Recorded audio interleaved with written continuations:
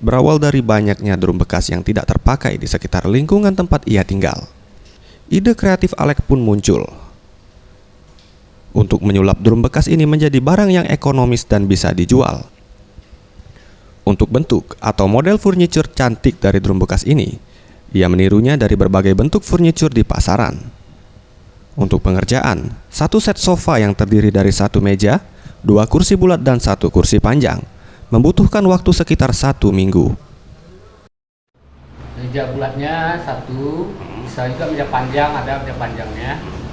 Terus kursi bulat dua, meja. Untuk pembuatannya Pak, berapa lama? 1 mingguan.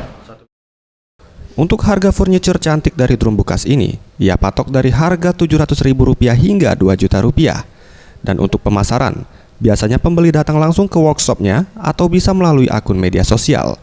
Dan dalam waktu 1 bulan, 6 set sofa dop dapat terjual, dengan mayoritas pembeli berasal dari pengusaha kafe. Anugrah Sandi Pratama, Sriwijaya TV.